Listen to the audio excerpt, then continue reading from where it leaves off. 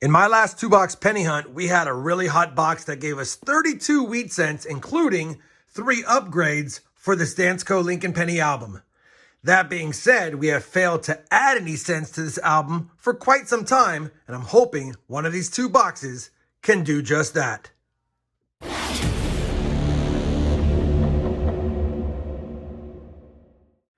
Hey everyone, it's RobFindsTreasure. Welcome back to my channel. We have a 2-box penny hunt today, and I'm hoping we can stay on the wheat cents like we did in the last video. Now that being said, if you're following along, this is episode number 130, and we're already up to 242 and 243 boxes searched for this series. Now through the first 241 boxes, we only need 27 more wheat cents in this book to complete it. Now, of course, many of them are tough to find, but I have found some of the dates that are listed in here that we haven't found yet before in previous hunts. So I'm still optimistic, and you never know what's in one of your boxes. Now, obviously, I'll give you a look at the book at the end when I compare the finds to the album to see if we have any additions or maybe some more upgrades. Fingers crossed, we can do that.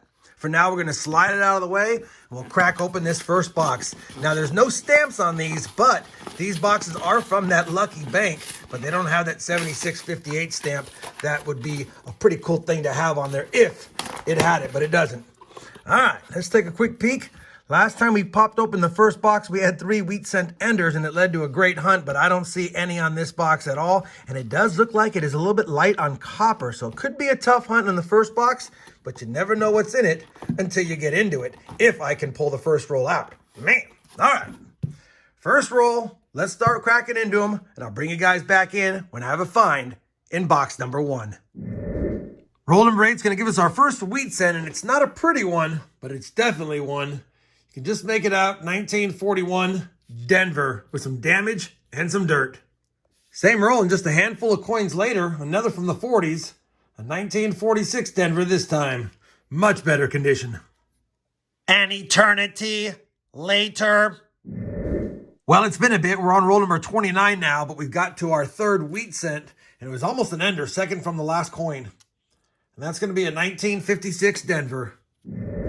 Roll number 33 is going to help us out a little bit because we got 2 wheat cents that I can see. The first one for number 4 is a 1951 Denver. And then we had one back here. This will be number 5 of the box. And it's a 30s, but it's not one we need. 1935 Philadelphia. Roll number 34. Wheat cent number 6 is another from the 30s, and it has a mint mark, and I think it could be a 1935 San Francisco. And it is. You know what? That is a slightly lower mintage as well. So we'll take it. 235 year wheat cents in the last couple of rolls. One with an S mint mark.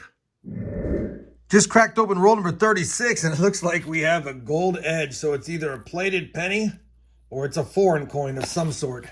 Let's take a look together. And it's going to be a gold-plated penny. Or it could have been heated up and made into look like it's a gold coin, but that's just a 1996 Denver. Kind of a cool find. We'll put it aside actually over here just because it's nice seeing some gold in your penny hunts. Not real gold, but still fun. Roll number 39. Wheat cent number 7. A 1945 Denver. Well, we finished that first penny box, and it was pretty light on the finds. Only 7 wheat cents, but one would argue when you get a couple from the 30s, including a lower mintage 35S, it's still a decent hunt. Did good on the copper as expected. 2 pounds, 13 ounces. We've been finding a lot of that lately in the boxes. I did get 3 Canadians, didn't film them, a 1999, an 86, and an 81. We found 2 59s as well, but no bright and shinies and no 69S's. 1 box down, 1 box to go. Let's go ahead and slide that over and see if we can pop the top of this one and get lucky and get on some wheat cents. All right, well, we didn't get a great pop, but should be no problem still. All right, here we go. I do see a wheat cent ender. We got a wheat cent ender right there, and a few older ones, probably from the 60s or 70s based on the relief. Either way, it looks like we have a little more copper in this box, and we know we have a wheat cent, so we'll have 8 for sure for the hunt. Let's get on with the hunt on this box, and of course, I'll bring you in with my first find of box number 2. The first wheat cent of box number 2 comes in roll number 5, and it's going to be a 1950 Philadelphia. Roll number 56 of the hunt. Wheat cent number 9 of the hunt. Another mint-marked 1947 wheat penny from Denver. Roll 57 has given us our 10th wheat cent. We've made double digits now. And that's going to be a 1953 Philadelphia. Roll number 64 is going to give us an old wheat cent. I already saw it because it's obverse face. And take a look at this. 1926. And too bad it doesn't have an S mint mark, because that'd be a great date. 1926 Philadelphia, first from the 20s. I don't think we need it for the book, of course, but it's good seeing. Let's get back to the hunt. We have a wheat cent ender coming up in about 6 or 7 rolls. Roll number 69, a dozen wheat cents. And that's going to be a 1953 San Francisco. Just grabbed roll 71 out of the box, and this is that wheat cent ender we saw at the box opening. It'll make our 13th wheat cent or a baker's dozen for the hunt. Let's see what year it is and if it has any friends with it. Wheat cent number 13. And I think that's going to be a 1944. It does have the Denver mint mark, but I can't see if there's a D over S with all the gunk there. I'll take a look at it and report back to you guys if it's a find. Otherwise, it's just a 1944 Denver. Roll number 72. Our 14th wheat cent is going to be a 1945 San Francisco. Roll number 76. Wheat cent number 15. A 1948 Philadelphia. Roll number 78. We have 16 wheat cents. Another with a mint mark. That's going to be a 1948 Denver. Roll number 80 is going to give us our 17th wheat cent, which now makes 10 for the second box. So pretty good second box. It's just a 1945 Philadelphia, however. Roll 82. Wheat cent number 18. 57 Denver. Roll number 90. We have 19 wheat cents. One away from 20. It's another 57 Denver. Roll number 93 is going to get us to our 20th wheat cent. Baker's dozen for this box, and now we average 10 per box. And that's going to be a 1952 Denver. Roll number 94. 21 wheat cents. And that's a 1946 Philadelphia. Roll number 97. Wheat cent number 22. 1955 Denver. Well, we have finished that 2-box penny hunt. The second box was definitely a really good box. Total of 22 wheat cents on the board. 15 were found in box number 2.